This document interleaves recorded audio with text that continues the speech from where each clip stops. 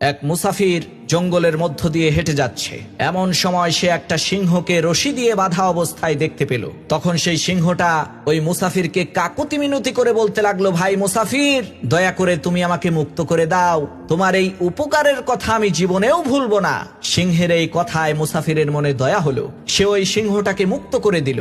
সাথে সাথে সেই সিংহ ওই মুসাফিরের দিকে তাকিয়ে খুবই হিংস্র ভাবে গড়গড় করে গর্জন করে বলতে লাগলো, এখন আমি তোমাকে খেয়ে ফেলবো। তখন মুসাফির বলল, আমি তোমাকে এত বড় একটা উপকার করলাম আর তুমি আমাকে খেয়ে ফেলবে?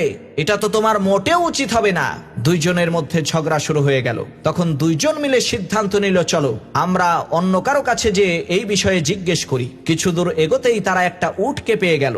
তাদের দুজনের সমস্ত ঘটনা শোনার পর উট বলে উঠল, মানুষ এমন একটা নিমকহারাম জাতি, সারাটা জীবন আমাদেরকে দিয়ে কাজ করায়, কিন্তু যখনই আমরা বুড়ো হয়ে যাই তখন আমাদেরকে জবাই করে ফেলে। এজন্য আমি এই সিংহের পক্ষেই রায় প্রদান করলাম। তখন মুসাফির বলে উঠল, এই ফয়সালা আমি গ্রহণ করলাম না, চলো আমরা অন্য কারো কাছে যাই। কিছু দূর যাওয়ার পর তারা একজন দরবেশকে পেয়ে গেল এবং তার কাছে সব ঘটনা খুলে বলল। তখন দরবেশ বলে উঠল, আমি তোমাদের কোনো কথাই বুঝতে পারছি না, এজন্য তোমরা আমার সামনে সম্পূর্ণ ঘটনাটি পুনরায় রিহার্সেল করে দেখাও, তাহলে আমি সঠিকভাবে বিচার ফয়সালা করতে পারবো। কথা অনুযায়ী রিহার্সেল করার জন্য সেই মুসাফির রশি দিয়ে ওই সিংহটাকে বেঁধে ফেললো। তখন দরবেশ ওই মুসাফিরকে বলল, এখন তুমি চলে যাও, আর এই সিংহ বেটা বনের মধ্যেই পচে মরুক। মনে রাখবা, সব সময় সবাইকে সাহায্য করতে নেই।